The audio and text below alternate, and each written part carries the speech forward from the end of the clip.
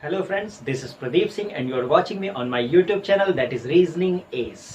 तो दोस्तों आज भी हम लेके आए हैं ऑर्डर एंड रैंकिंग का थर्ड पार्ट। जी हाँ दोस्तों, पिछले पार्ट में यानी पिछले वीडियो में हम लोगों ने डिफरेंट टाइप्स के क्वेश्चंस देखे थे, यानी हम लोगों ने दो पार्ट पे डिस्कशन कर रखा है और आज हम लोग डिस्कशन करेंगे इस ऑर्डर एंड रैंकिंग के थर्ड पार्ट पे, यानी एक और लेवल पे।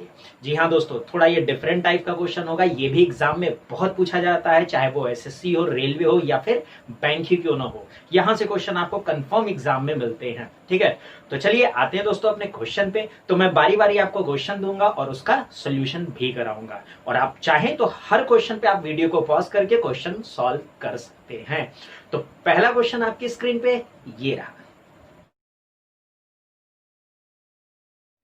तो आइए दोस्तों आते हैं अपने इस क्वेश्चन के सॉल्यूशन पे। तो जैसा कि इस बार आपने क्वेश्चन में देखा है कि यहाँ पे कुछ ऐसी बात बोली गई थी कि Rakesh obtain more marks than Suresh, यानी राकेश के जो मार्क्स है किसी एग्जाम के वो सुरेश से अधिक है, बट लेस देन संतोष, लेकिन संतोष से कम है। यानी कुछ इस टाइप की बात इस क्वेश्चन में कि जब आपने देखा होगा तो कुछ लोगों को बोला गया होगा कि ये उससे अधिक नंबर पाया है, वो उससे कम नंबर पाया है, यानी एक तरह की कंपैरिजन की बात हो। ठीक है, तो इसी को हम लोग बोलते हैं एक ऑर्डर का पार्ट। यानी हम क्या करेंगे, इसका एक ऑर्डर सेट करेंगे कि कौन सबसे अधिक मार्क्स पाया, उससे कम, उससे कम, उससे कम, सबसे कम, यानी हम एक ऑर्डर सेट करेंगे और फिर उसी सेट करने के बाद हमसे जो भी क्वेश्चन पूछा जाएगा हम उसका जवाब देंगे। चलिए आते हैं इसका सोल्यूशन। ध्यान से देखिएगा, पहला क्वेश्चन सोल्यूशन बहुत ध्यान से देखिएगा। ठीक है, अब जैसे यहाँ कह रहा है कि Rakesh obtain more marks than Suresh, यानी राकेश के जो मार्क्स है सुरेश से अधिक है। तो यहाँ पे हम एक साइड में कुछ ऐसा मेंशन कर देंगे कि राकेश के मार्क्स अधिक हैं और किससे अधिक हैं, सुरेश। ठीक है, तो राकेश सुरेश से अधिक है। क्लियर है? फिर आगे फिर कह रहा है बट लेस देन संतोष, लेकिन संतोष से कम, यानी ये जो राकेश है सुरेश से तो अधिक है लेकिन ये संतोष से कम है। तो हम ये कह सकते हैं ऐसे कि संतोष हमारा यहां हो जाएगा। ठीक है, आई होप आपको ये बात समझ में आई हो।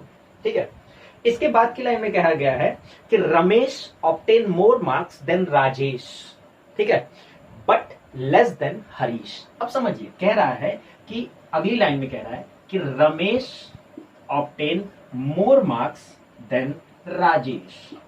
ठीक है, नाम में कंफ्यूज मत होइएगा, ये राकेश था, ये रमेश है और ये राजेश, कंफ्यूज मत होइएगा, तीन अलग अलग नाम है। तो कह रहा है कि Ramesh obtain more marks than Rajesh but less than Harish, लेकिन ये जो रमेश की मार्क्स है ये हरीश से कम है। आई होप बात समझ में आई होगी। ठीक है, अब उसके बाद की लाइन कह रहा है कि संतोष ऑब्टेन लेस देन राजेश, संतोष की जो मार्क्स है वो राजेश से कम है, तो यानी राजेश के बाद संतोष हो जाएगा। बात समझ में आया? अब जरा इन दोनों लाइनों को हम मर्ज करने जाते हैं तो संतोष यहाँ पे है और संतोष यहाँ पे है, तो ऑब्वियस सी बात है कि संतोष से बड़ा राजेश, रमेश और हरीश, ये तीनों संतोष से तो बड़े ही होंगे, यानी ज्यादा मार्क्स पाए हैं। तो बिल्कुल ये हमारा यहाँ सेट हो जाएगा, यानी यहाँ हो जाएगा हमारा राजेश और यहाँ हमारा सेट हो जाएगा रमेश और यहाँ पे हमारा सेट हो जाएगा हरीश। यानी ये हमने देखिए एक पूरा ऑर्डर सेट कर लिया है। तो सबसे अधिक मार्क्स ये, इससे कम रमेश, उससे कम राजेश, उससे कम संतोष, उससे कम राकेश और सबसे कम सुरेश। अब हमसे क्वेश्चन में यही पूछा गया है, who obtain the highest marks, यानी हाईएस्ट मार्क्स किसका है। तो हाईएस्ट मार्क्स किसका निकल गया, हरीश का निकल गया। तो बिल्कुल करेक्ट आंसर क्या मिला हमें, हरीश। तो आई होप आपको ये तरीका समझ में आया होगा। ये बहुत इजी होता है, ये एसएससी में भी पूछता है, ये रेलवे में भी इससे काफी क्वेश्चंस आते हैं और बैंक में भी आते हैं। तो पूरा वीडियो के साथ बने रहिएगा, इस टाइप के हम और भी क्वेश्चन करेंगे, उसको भी सॉल्व करने की कोशिश करेंगे। चलिए आते हैं अपने नेक्स्ट क्वेश्चन पे। आप लोग ट्राई कीजिएगा खुद से, बाकी हम सोल्यूशन जरूर कराएंगे। तो अगला क्वेश्चन आपकी स्क्रीन पे ये रहा। तो आइए आते हैं अपने नेक्स्ट क्वेश्चन पे, इसका सोल्यूशन देखा जाए कैसे करना है। तो देखिए अगले क्वेश्चन में जो बोला गया है कि among states A B C D and E. जी हाँ दोस्तों, अच्छा पिछले क्वेश्चन में हमने देखा लोगों के नाम थे और उनके मार्क्स के ऊपर कंपैरिजन किया गया था। यहाँ पे क्या गया था, लैंग्वेज को चेंज कर दिया गया। यहाँ पे बोला है 5 स्टेट है और कौन सा स्टेट बड़ा है और छोटा है उस पर कंपेरिजन किया है। देखिए लैंग्वेज डिफरेंट हो सकता है लेकिन कॉन्सेप्ट वही है, तरीका सॉल्व करने का वही है। ठीक है, यानी यहाँ पे 5 स्टेट है, कौन किससे बड़ा है कौन किससे छोटा है स्टेट, उस पर बात किया गया। तो हम ऑर्डर वही सेट करेंगे, बड़ा, उससे छोटा, उससे छोटा, उससे छोटा और सबसे छोटा। ठीक है, तो आते हैं लाइन बाय लाइन, हम इसको स्टार्ट करते हैं। पहला पॉइंट कह रहा है कि B is bigger than state C but smaller than state A. यानी ये कह रहा है कि ये जो बी वाला जो स्टेट है वो सी से तो बड़ा है लेकिन ए से छोटा है। समझिएगा, कह रहा है बी जो स्टेट है वो सी से बिगर है लेकिन ए से स्मॉलर है। आई होप आपको बात समझ में आई है। नेक्स्ट पॉइंट पे आते हैं। अब देखिए लाइन थोड़ी लंबी है, ध्यान समझिएगा। कह रहा है कि बी इज बिगर देन सी, ठीक है, बट स्मॉलर देन ए। फिर कह रहा है उसी में कि which is smaller than state E, ठीक है, विच। अब एक बात आपको बहुत प्रीवियस, आपने हमारी सारी वीडियोस देखी है और ये रीजनिंग में हमेशा याद रखिएगा, जहां पे विच और हु जैसा वर्ड लगता है दो सेंटेंस के बीच में, तो उसके जो बाद की लाइन होती है जस्ट बगल वाले के ही बारे में बोल रहा है। तो जैसे कह रहा है कि which is smaller than state E, तो विच मतलब कौन यहाँ पे बात कर रहा है, ए की बात कर रहा है। यानी ये जो ए स्टेट है वो ई से छोटा है, ए वाला स्टेट ई से स्मॉलर है। बहुत क्लियर रखिएगा इस चीज को। आगे कह रहा है state G is smaller than state E.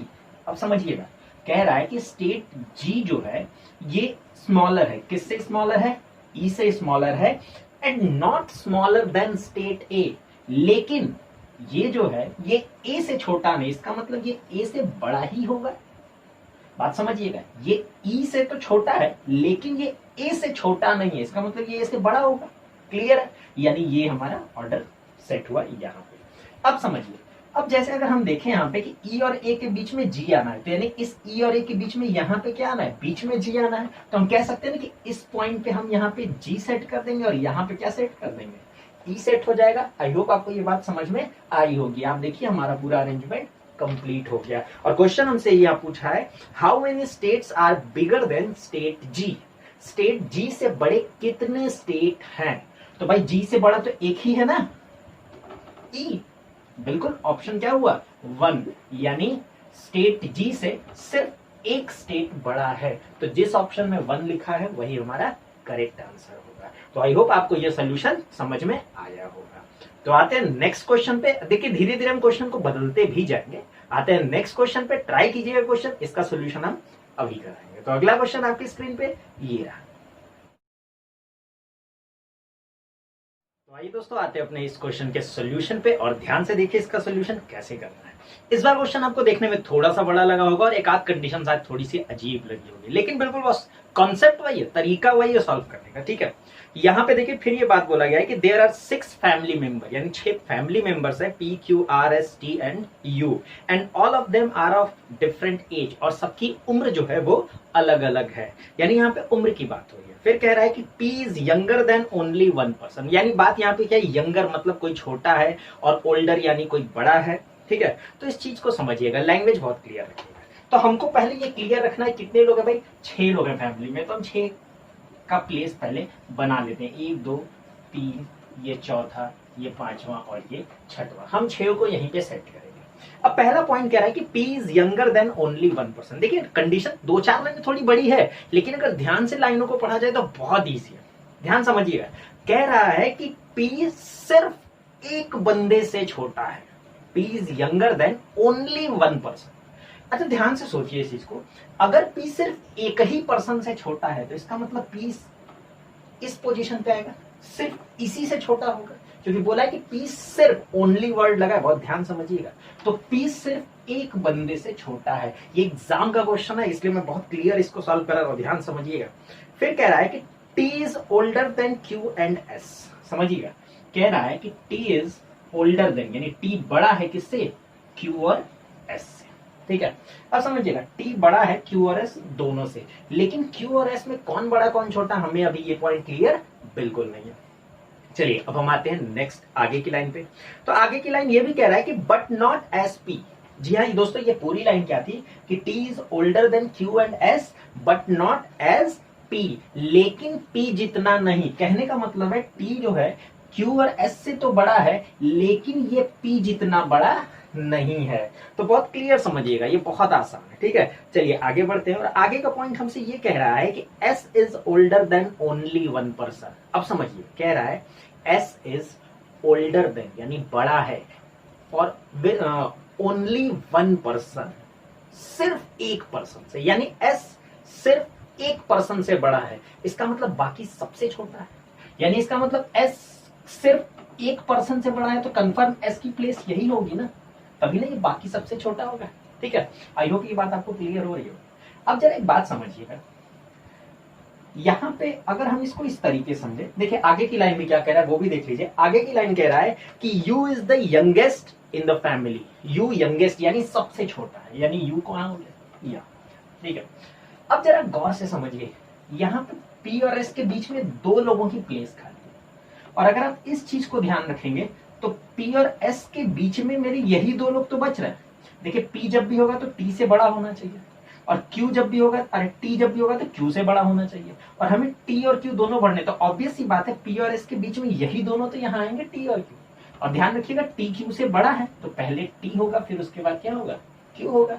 अब उसके बाद जो बच गया वही तो यहाँ पर्सन होगा, और ये बचा पर्सन कौन सा हमारा, हमने P Q R, बचा कौन, R बच गया।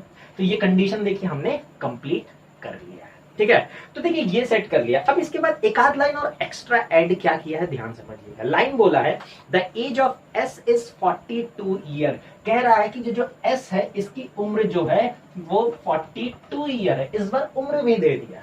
ठीक है, तो टेंशन मत लीजिए, बहुत आसान है। आगे कह रहा है and the age of the person who is second oldest, यानी जो बंदा दूसरा सबसे बड़ा पर्सन यानी पी जो है, इसकी उम्र है 75 यानी 75 साल। यहां तक हमें कंडीशन में दिया हुआ है। देखिए हमने ये सेट कर लिया, सेट करने के बाद हमसे जो क्वेश्चन पूछा है हम उसका जवाब देंगे। ठीक है, तो चलिए पहला क्वेश्चन देखते हैं। पहला क्वेश्चन कह रहा है हु इज ओल्डेस्ट, तो बहुत क्लियर है बस, ओल्डेस्ट कौन, आर है। ठीक है, दूसरा क्वेश्चन हमसे ये कह रहा है, दूसरा क्वेश्चन ध्यान समझिएगा, कह रहा है what is the possible age of Q, कह रहा है कि इस क्यू की एज कितनी होगी। याद रखिएगा पॉसिबल एज बताना है, कंफर्म तो बता ही नहीं सकते, पॉसिबल एक संभावित उम्र बतानी है, तो पॉसिबल एज जो भी होगी इसकी। अब एक बात समझिए, ये एस और पी के बीच में है ना, यानी क्यू की जो उम्र है 42 से ज्यादा और 75 से कम होगी, क्लियर है, यानी 42 से अधिक होगा और 75 से कम होगा ना, क्लियर है बात। तो ऑप्शन में हम यही देखेंगे कौन सा ऑप्शन 42 से ज्यादा और 75 से कम है, तो ऐसा एक ही वहां ऑप्शन गिवन होगा। जैसे यहां पे हमने आपको ऑप्शन दे रखा है 38, 81, 61 और 40, तो यहाँ पे करेक्ट आंसर हमारा क्या हो जाएगा 61, यानी option number C. I hope आपको ये पूरा सोल्यूशन, पूरी बात समझ में आई होगी। तो दोस्तों यही तरीका है इसको सॉल्व करने का। एक ऑर्डर सेट करते हैं, फिर हमसे जो भी क्वेश्चन पूछा जाएगा हम उसका जवाब देते हैं।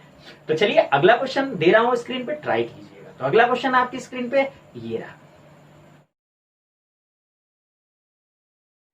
तो आइए दोस्तों आते हैं अपने इस क्वेश्चन के सॉल्यूशन पे और ध्यान से इसका सॉल्यूशन देखा जाए। कह रहा है कि there are 7 students A, B, C, D, E, F and G who secures different marks in an examination। जी हाँ दोस्तों, 7 स्टूडेंट्स हैं, नाम दिए हुए हैं, वो मार्क्स अलग अलग पाए हैं किसी एग्जामिनेशन में। और अब यहाँ पे हमें अगेन उसी तरीके से ऑर्डर सेट करना है। तो यहाँ पहला पॉइंट ये हमसे कह रहा है कि A got more marks than D, A got more marks than D but less than G। समझिएगा, कह रहा है A का जो मार्क्स है वो D से अधिक है, यानी हम कह सकते हैं ए का जो मार्क्स है वो डी से तो अधिक है लेकिन जी से कम है। ठीक है, तो ये हो गया हमारा पहला लाइन। आगे की लाइन कह रहा है कि F got more marks than only B and C. अब समझिएगा, पहले 7 लोग हैं, तुम सातों की प्लेस यहां बना दे, 1 2 3 4 5 6 7। ठीक है, ये सातों हम बिठाएंगे यहाँ पे। कह रहा है कि F got more marks than only B and C, यानी बात ये आती है कि एफ के जो मार्क्स है वो केवल बी और सी से ही बड़े हैं और बाकी सबसे छोटे। सेंस तो यही निकला ना, बी और सी यानी किसी दो व्यक्ति से बी और सी से बड़े हैं, तो ऑब्वियस सी बात है कि केवल बी और सी से बड़े होने का मतलब हो गया कि एफ की प्लेसिंग यहाँ थर्ड पे ही तो होगी कि नहीं होगी, तभी तो ये केवल 2 ही लोग से बड़ा है, यानी बी और सी से बड़ा है। हाँ, इन दोनों में ये क्लियर नहीं है कि बी और सी हमारे किधर जाएंगे। आई होप आपको ये बात समझ में आई होगी।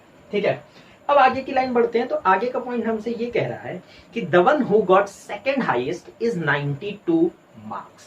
ठीक है, कह रहा है कि जिस बंदे को जो सेकंड हाईएस्ट, यानी यही सेकंड हाईएस्ट होगा, भाई ये टॉप है तो टॉप से दूसरा तो यही होगा, यानी यहाँ जो भी बंदा है और इसके मार्क्स कितने हैं 92 है, जो कि दिया। ठीक है, कौन है अभी नहीं पता, आगे हो सकता है पता चल जाए। फिर आगे कह रहा है the one who got second lowest marks, यानी बात कर रहा है इसकी, भाई सबसे कम ये है तो सेकंड लोवेस्ट तो ये होगा, यानी यहाँ पे जो भी बंदा है इसकी जो मार्क्स है वो 53 है। अब यहाँ पे बी है कि सी है हमें कंफर्म नहीं पता है। ठीक है, अब आखिरी लाइन कह रहा है कि G did not get the highest marks. अब समझिए, कह रहा है कि ये जो जी है ये हाईएस्ट नहीं पाया, इसका मतलब जी हमारा यहां बिल्कुल नहीं होगा। क्लियर? अब एक बात बताइए, जी जब भी है तो ए और डी से बड़ा है, यानी ये तीन के तीनों यही सेट तो होंगे, इसके अलावा कोई जगह थोड़ी ना बच रही इनके लिए, क्योंकि जी तो यहाँ हो नहीं सकता। तो ऑब्वियस सी बात है जी यहाँ होगा, तभी तो हम यहाँ पे ए और ए से छोटा डी है, ए से कम मार्क्स डी का है, तो ए के बाद हम डी को यहाँ बिठाए। आई होप आपको बात ये समझ में आई होगी। और आखिरी में अगर समझिएगा तो G confirm, A confirm, D confirm, B confirm.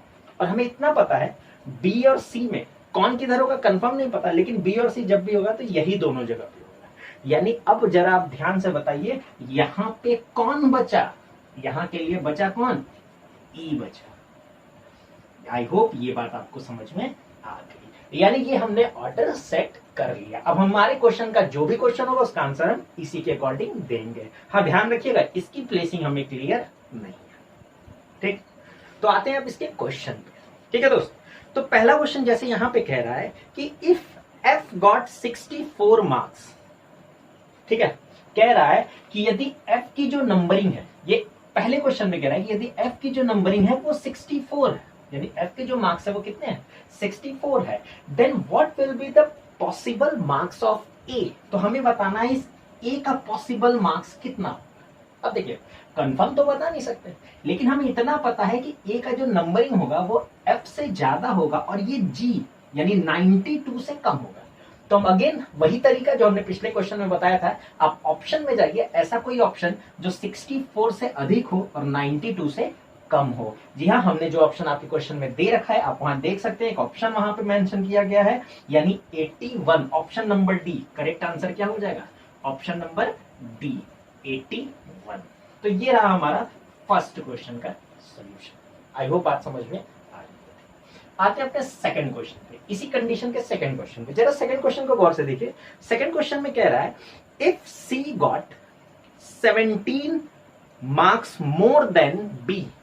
अब समझिए, कह रहा है कि यदि सी को बी से 17 नंबर ज्यादा मिले, एक तो पहले क्लियर यहां पे कह रहा है कि सी को बी से ज्यादा मिले, तो ऑब्वियस सी बात है इस क्वेश्चन के हिसाब से सी यहां होगा और बी यहां होगा। बात समझ में आई, क्लियर।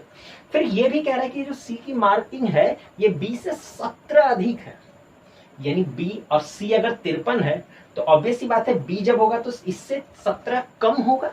ठीक है, और यही हमसे पूछा है कि what is the marks, what will be the marks of B, यानी बी के मार्क्स कितने हैं। ऑब्वियस ही बात है ये इससे 17 अधिक है यानी 53 है, तो इससे 17 कम बी होगा, तो 53 में से हम 17 माइनस कर देंगे। क्लियर है, तो यहां पे हम माइनस कर लेते हैं, तो ये हमारा कितना हो गया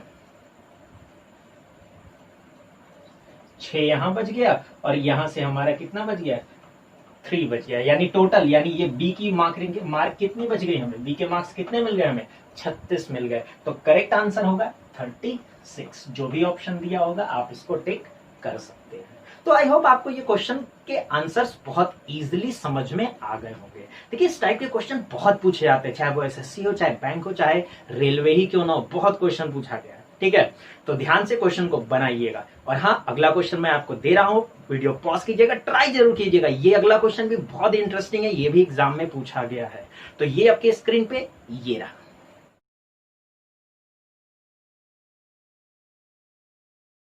तो आइए दोस्तों, आते हैं अपने इस क्वेश्चन के सॉल्यूशन पे। हम उम्मीद करते हैं कि आप में से कुछ लोगों ने शायद बना भी लिया होगा और हो सकता है कुछ लोगों को थोड़ी प्रॉब्लम आई होगी। देखिए, ऐसे क्वेश्चन भी एग्जाम में पूछे जाते हैं, सिर्फ आसानी क्वेश्चन नहीं बनाना आपको, ऐसे क्वेश्चन पे भी प्रैक्टिस कर रहे हैं। ठीक है, तो ध्यान से देखिए इसका सोल्यूशन क्या होगा। जैसे यहाँ कंडीशन में कह रहा है कि in a line of boys and girls Anita is 8th from the bottom and Vinay is 16th from the bottom. Point समझिएगा, कह रहा है कि एक लाइन है, ठीक है, एक लाइन है और जिसमें हमें बोला है कि नीचे से अनीता, यानी नीचे से जो अनीता की प्लेसिंग है बॉटम से वो 8वीं है इस लाइन में। और इस लाइन में लड़के लड़कियां दोनों, इस बात को ध्यान समझिएगा। और इसी लाइन में जो विनय है और उसकी पोजीशन कितनी है, विनय की पोजीशन 16वीं यानी 16th है। यानी पूरी विनय की पोजीशन यहां से यहां तक, यहां पे मान लेते हैं कि विनय बैठा हुआ है और विनय की पोजीशन कितनी है, 16th है यहां तक। ठीक है, तो बात समझिएगा, नीचे से अनीता 8वें पे है और इसी बॉटम से विनय 16वें पे। इसमें लड़के लड़कियां इस रो में दोनों हैं, इस बात को जरूर ध्यान में रखिए। जस्ट इसके आगे की लाइन पढ़ते हैं तो कह रहा है Anita is 5th from the bottom.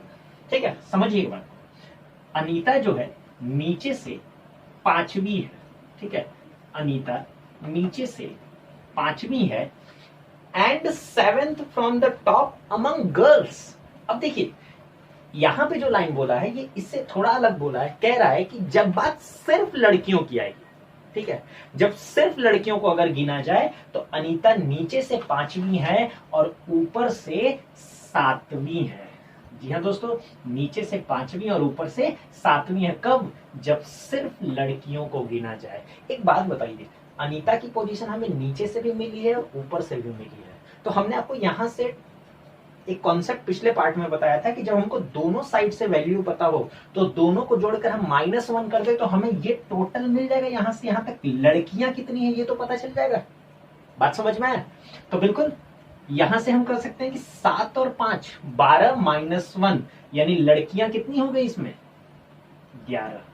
I hope आपको ये बात समझ में आई होगी। देखिए जिसको ये चीज ना समझ में आए, जो बेसिक ना देखा हो, वो बिल्कुल हमारे 2 पार्ट ऑलरेडी हमने दे रखे हैं, first part second part order ranking, जरूर उसको देखिए, तब ये चीज आपको समझ में आएगी। जब तक बेसिक नहीं क्लियर होगा आपको ये समझना मुश्किल होगा। ठीक है, तो समझिएगा बात को, यहाँ पे टोटल लड़कियां हमें मिल गया कितना, 11 यानी 11 हो गया। ठीक है, उसी तरीके से आगे भी हमसे कह रहा है Vinay is 8th from the bottom and 14th from the top among boys.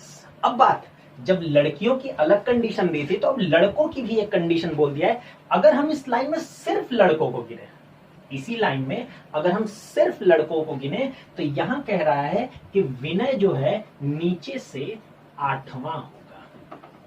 विनय जो है नीचे से कितना होगा, 8वां होगा और टॉप से विनय कितना होगा, 14वां होगा। समझिएगा, विनय जो है नीचे से 8वीं पोजीशन पे और टॉप से 14वीं पोजीशन पे। कब, जब बात सिर्फ लड़कों की आएगी, यानी जब सिर्फ लड़कों को गिना जाए, बॉयज को गिना जाए तो यहां से हम टोटल बॉयज पता कर सकते हैं कि इतने में टोटल लड़के कितने हैं। ठीक है, तो 14 + 8 -1, तो 14 8 22 -1 लड़के कितने हो गए हमारे, 21। बात को समझिएगा, यानी एक चीज तो हमें पता चल गया कि इस पूरी लाइन में 11 लड़कियां और 21 लड़के हैं। आई होप ये बात समझ में आई होगी। तो अगर हमसे ये क्वेश्चन पूछता है कि इस रो में टोटल कितने हैं, तो बस 11 लड़कियां 21 लड़के, क्योंकि रो में सिर्फ लड़के लड़कियों की बात की गई थी। यहाँ पे हमसे क्वेश्चन ये बोला है कि इस अनीता और विनय के बीच में कितने बॉयज एंड गर्ल्स हैं। समझिएगा, हमसे ये नहीं पूछा कि अनीता और विनय के बीच में कितने लोग हैं, हमसे बोला है अनीता और विनय के बीच में कितने बॉयज और कितने गर्ल्स हैं। ठीक है, तो पहले ये देखिए, अनीता 8वीं पे और विनय 16 पे, 8 और 16 के बीच में तो 7 लोग होंगे, 7 लोग होंगे। जरा ध्यान समझिए, ना समझ में आए तो यहां भी देख लीजिए, 8 के बाद ये 9वां 10वां 11वां 12वां 13वां, ये 14वां, ये 15वां, तब नहीं ये 16 आएगा।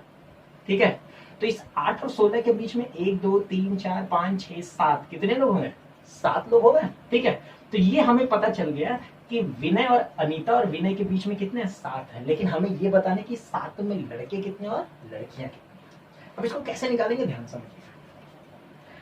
हमें ये बताया गया है कि यहां से लेके विनय, बॉटम से विनय कितने पे है, 16 पे, जब लड़के लड़कियों दोनों को गिना जाए। ठीक है, लेकिन जब सिर्फ लड़कों को गिना जाए तो बॉटम से विनय कितने पे, 8वें पे, यानी बॉटम से विनय जो है ये 8वां लड़का है।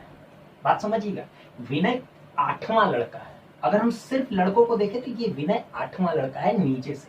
मेरी बात समझिएगा, लड़के लड़कियों के दोनों लोग हैं तो विनय 16वें पे है, लेकिन जब सिर्फ लड़कों को गिने तो विनय नीचे से 8वें पे। इसका मतलब कि 16 में से अगर हम विनय 8वां लड़का है यानी 8 बॉयज हटा दे तो हमें लड़कियां मिल जाएंगी 8। बात समझिएगा, लड़कियां कितनी मिली? 8। ये 8 जो निकला ये गर्ल्स मिली, क्योंकि यहां से यहां तक 16 में दोनों मिक्स थे। फिर विनय नीचे से 8वां लड़का था, तो 16 में से अगर हम ये विनय 8वां लड़का, अगर 8 लड़के यहाँ इसके नीचे 8 लड़के हैं, विनय से लेके 8 लड़के हैं, तो 8 माइनस कर देंगे तो 8 लड़कियां बची। यानी इसका मतलब यहां से यहां तक में लड़कियां भी 8 हैं। क्लियर है पॉइंट? अब समझिए, इस वाली लाइन से जरा गौर से देखिए, इस वाले पॉइंट से जहां हमें कह रहे हैं कि अनीता बॉटम से 5वीं लड़की है, समझिएगा, यहां से यहां तक में 8 लड़कियां हैं, और हमें पता है कि अनीता जो है ये बॉटम से जब सिर्फ लड़कियों को देखा जाए तो ये कौन से नंबर की लड़की है? 5वें नंबर की लड़की है, यानी ये 5वीं लड़की है। यानी अनीता तक 5 लड़कियां हो गई, 8 में से अनीता तक 5 लड़कियां हो गई, तो इसके ऊपर बची कितनी लड़कियां? 3 लड़कियां बची। बात समझ में आया? इसके ऊपर यानी इसके ऊपर और इसके नीचे में 3 लड़कियां बची, यानी इन दोनों के बीच में लड़कियां कितनी बची? 3 बची। तो 7 बीच में थे, जिसमें से हमें मिल गया 3 लड़कियां हैं, तो ऑब्वियस सी बात है बॉयज कितने होंगे? 4 होंगे। तभी तो मेरा आंसर बन पाएगा कि दोनों के बीच में 7 लोग हैं। हमने देखा लड़कियां 3 है तो कंफर्म हो गया, बॉयज कितने हो गए? 4 हो गए। तो देखिए यही होगा हमारा करेक्ट आंसर, यानी लड़कियां 3 हैं और लड़के 4 हैं। तो बहुत ध्यान से इस सोल्यूशन को देखिएगा। आई होप आपको ये सोल्यूशन समझ में आया होगा। ये क्वेश्चन एग्जाम में पूछा जा चुका है। देखिए थोड़ा सा देखिए, ऐसे क्वेश्चन पे भी प्रैक्टिस करना बहुत जरूरी है। क्वेश्चन टफ नहीं है, मैंने थोड़ा इसको डिटेल में अच्छे से आपको समझाने की कोशिश की। बहुत ध्यान समझिएगा, बहुत ईजी है, थोड़ा समझना, प्रैक्टिस करना है आपको इस टाइप के क्वेश्चन, ठीक है। और बिल्कुल ऐसे क्वेश्चन मैंने आपको टेलीग्राम चैनल पे दे रखा है, ठीक है। आप वहां विजिट करिएगा, इससे रिलेटेड आपको क्वेश्चन मिलेंगे, आप प्रैक्टिस वहीं से कीजिएगा, ठीक है। तो चलिए आते हैं अपने अगले क्वेश्चन पे, और अगला क्वेश्चन आपकी स्क्रीन पे ये रहा। तो दोस्तों ये क्वेश्चन मैं आप ही लोगों के लिए छोड़ रहा हूं, और इसका जो भी आंसर होगा हम उम्मीद करेंगे कि आप कमेंट बॉक्स में जरूर रिप्लाई करेंगे। दोस्तों ये आज का हमारा तीसरा सेशन रहा है। जी हाँ दोस्तों, ऑर्डर रैंकिंग का ये 3rd पार्ट, यानी हमने आपको 3 पार्ट दिया, 1, 2 और 3। तीनों पार्ट को आप अच्छे से देखिए, अच्छे से इसके ट्रिक को सीखिए और इस पे क्वेश्चन बनाना चालू कीजिए। और सारे क्वेश्चन मैंने आपको टेलीग्राम चैनल पे दे रखे हैं, तो आप वहां विजिट करिए और क्वेश्चन सॉल्व कीजिए। मेरे टेलीग्राम चैनल का जो लिंक है वो नीचे डिस्क्रिप्शन बॉक्स में दिया हुआ है। तो दोस्तों खूब मेहनत कीजिए, जितना आप पढ़ सकते हो पढ़िए। देखिए इस समय जो माहौल हमारे यहाँ का है कि सब कुछ बंद है, आप कहीं बाहर नहीं जा सकते, तो इसको बल्कि एक पॉजिटिव वे में लीजिए कि यहां से आपका डिस्ट्रैक्शन नहीं है, आपके पास पूरा टाइम है कि आप बैठ के पढ़ सको, आप अपने आप को पहचान सको, आप अपने आप को ढाल सको। दोस्तों जिस दिन ये लॉकडाउन खुलेगा उसके कुछ ही टाइम यानी कुछ ही समय बाद जब एग्जाम होगा, तो आपको ये ना रह जाए कि काश मैं उस ब्रेक में पढ़ लिया होता। जैसा आपने देखा होगा एसएससी ने डिक्लेयर कर दिया है एग्जाम डेट, तो बाकी भी कर देंगे। तो बस आप लोग से यही कहेंगे, आप लोग प्रैक्टिस अच्छे से करिए, हर एक वीडियो को अच्छे से वॉच कीजिए, टेलीग्राम चैनल पे जाइए, वहां से भी क्वेश्चन आपको मिलेगा, प्रैक्टिस करते रहिए। तो दोस्तों जो वीडियो आपको पसंद आए तो लाइक जरूर कीजिएगा, और जितना ज्यादा से ज्यादा शेयर कर सकते हैं शेयर करते रहिए, और जो नए यूजर्स हैं वो सब्सक्राइब करना बिल्कुल ना भूलेंगे। तो दोस्तों थैंक यू सो मच।